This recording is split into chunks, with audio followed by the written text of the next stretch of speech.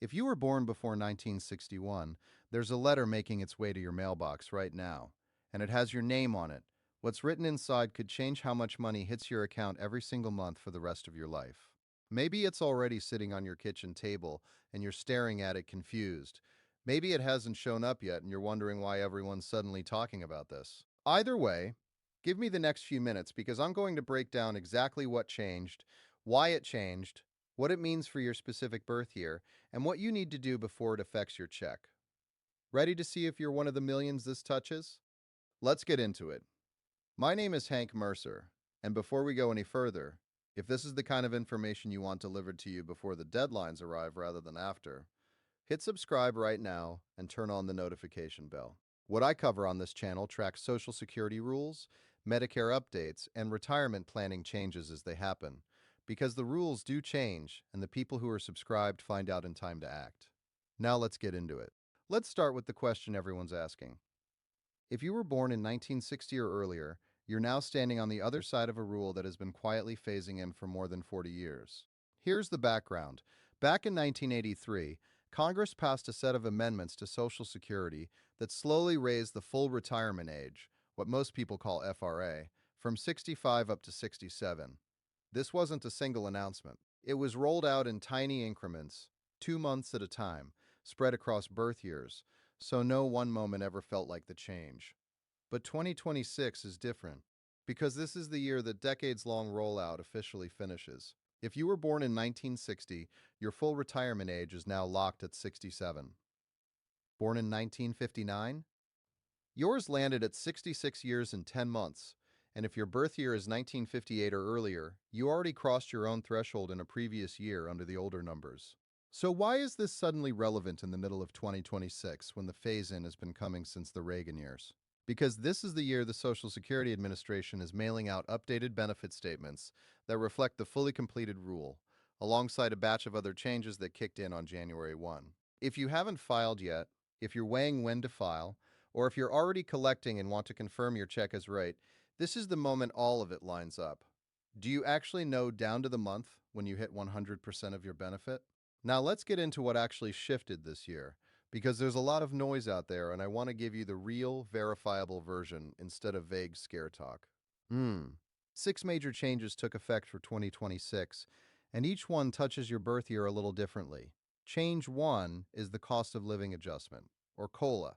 For 2026, benefits rose by 2.8%. That doesn't sound huge, but in real dollars, the average retired worker's monthly check went up by roughly $56. Over a year, that's a few hundred extra dollars. Is 2.8% enough to keep up with what you're actually spending on groceries, gas, and utilities? That's worth checking against your own budget, not taking anyone's word for it. COLA is calculated using the Consumer Price Index for urban wage earners and clerical workers, or CPIW, comparing prices in the third quarter of one year against the third quarter of the year before. Prices go up, your check goes up. Prices dip, which has only happened 3 times since 1975, your check simply holds steady. It never drops because of COLA math. Change 2, and this is the one tied directly to the Born Before 1961 story, is the full retirement age finally completing its climb to 67. A lot of Americans grew up believing 65 was the magic number. That hasn't been accurate in a long time, and as of this year, it's fully retired as a concept. If you're 66 right now, are you certain whether you've already hit your own full retirement age or not? Getting that wrong by even a couple of months can mean locking in a smaller check permanently. Change 3 involves how much you're allowed to earn while still collecting. If you haven't reached full retirement age for the entire year in 2026, you can earn up to $24,480 before the SSA starts withholding, specifically $1 for every $2 earned above that. But here's the detail people miss. In the actual year you reach full retirement age, that limit jumps to $65,160, and the withholding softens to $1 for every $3 over the limit. Once you're past full retirement age, the earnings test disappears completely. Earn whatever you want, no reduction. And here's something worth knowing. Money withheld under this test isn't gone. It's repaid to you later in the form of a higher monthly benefit once you hit full retirement age. Change 4 is on the tax side. The maximum earnings subject to Social Security tax rose to $184,500 for $2,276,100 the year before. If you're still working, a bit more of your paycheck gets taxed for Social Security this year, which may sting slightly, but it's also the exact funding stream paying out today's checks, including possibly to your own parents. Change 5 is Medicare, and this one deserves real attention because it quietly eats into the COLA bump. The standard Medicare Part B premium rose from $185 a month in 2026.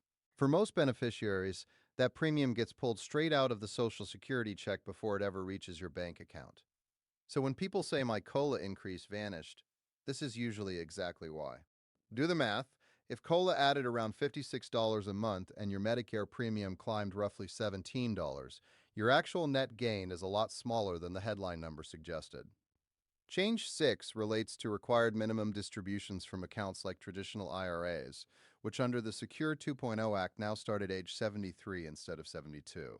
It's not technically a Social Security rule, but it interacts closely with how much of your benefit ends up taxable, because the income thresholds that determine whether Social Security gets taxed haven't been adjusted for inflation since the 1980s and 90s. That means more retirees every year cross into taxable territory, simply because prices moved and those thresholds never did.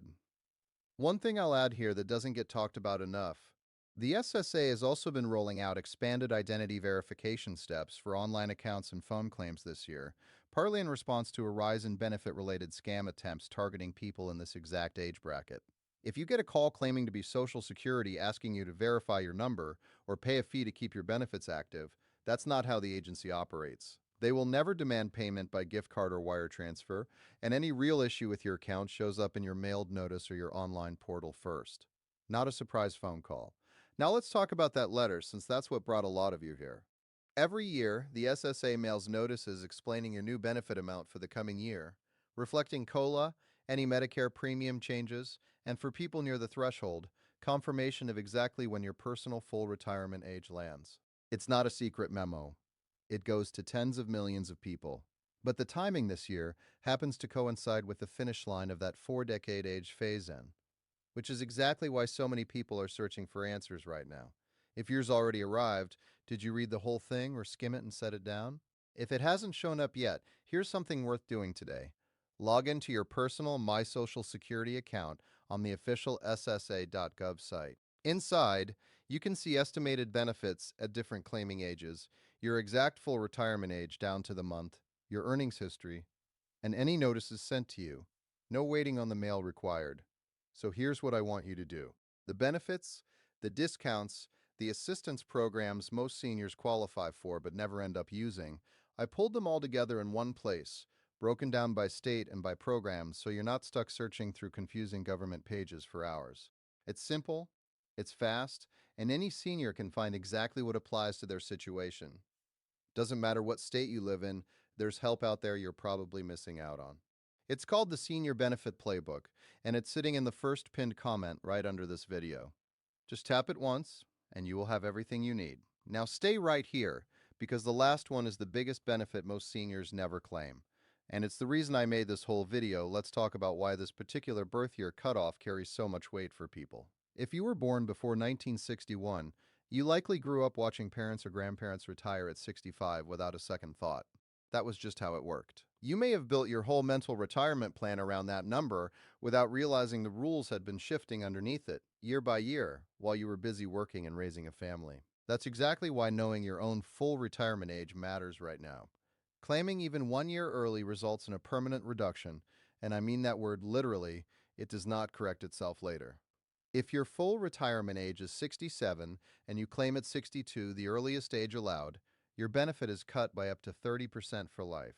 Delay past full retirement age instead, and your benefit grows by roughly 8% a year, all the way to age 70, after which there's no further gain. So that's generally the practical ceiling. Put that in dollars. A $2,000 a month benefit at full retirement age might drop to around $1,400 if claimed at 62. Wait until 70, and that same benefit could climb toward $2,480 a month. That's over a $1,000 swing every single month for the rest of your life, based purely on timing. Have you ever actually sat down and run those numbers for your own household? Most people haven't, not because they don't care, but because this information is scattered and rarely explained clearly. Here's something else worth knowing. If you're married, widowed, or divorced, spousal benefits worth up to 50% of your spouse's full retirement age benefit. Follow these same age rules. Claim early, and that amount is reduced too. If you're divorced, as long as the marriage lasted at least 10 years and you haven't remarried, you may still qualify based on your ex-spouse's earnings record. And here's the part that surprises people most. Your ex doesn't even need to have filed yet, and they're never notified that you claimed against their record. For widows and widowers, a surviving spouse can receive up to 100% of the deceased spouse's benefit, with eligibility starting as early as age 60, or 50 if disabled.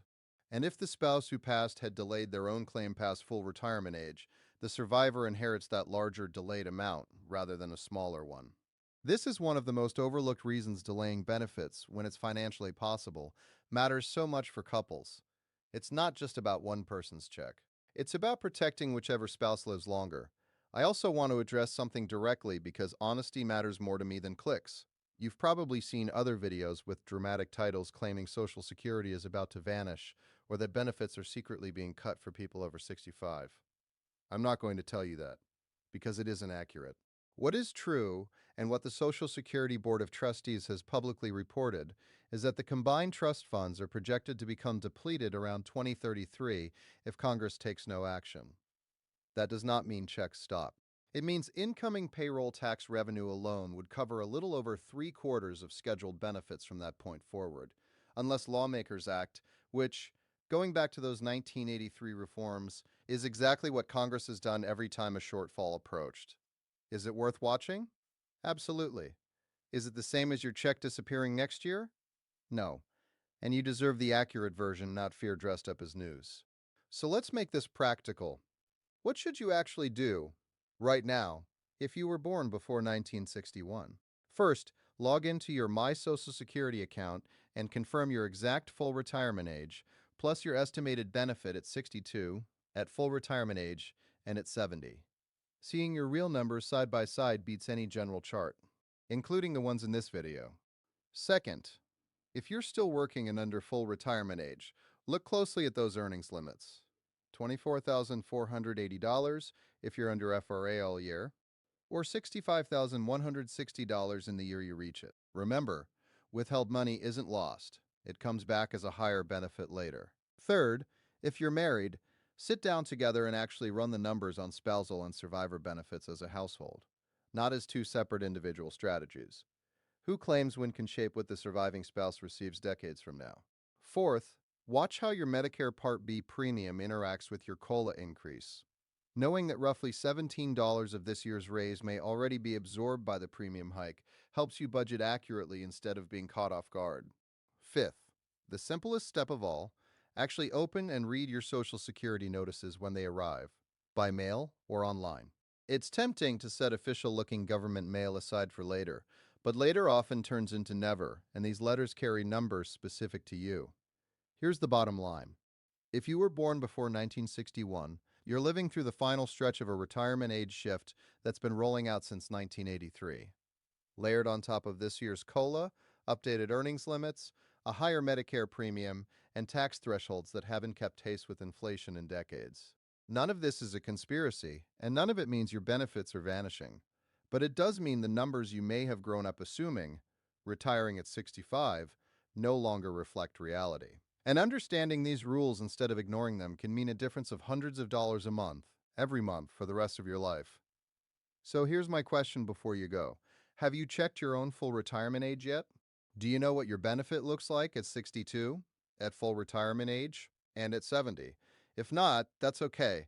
Just make today the day you find out through your own My Social Security account, not someone else's general numbers, including mine. If this helped clear things up, do me one more favor. Hit that like button so more people searching for real answers instead of fear-driven headlines can find this video. Subscribe if you haven't already because I break down changes like this every week as new rules and notices come out. And drop a comment telling me your birth year and whether your letter has arrived yet. I read every single one, and it helps me know exactly what to cover next. I'll see you in the next one.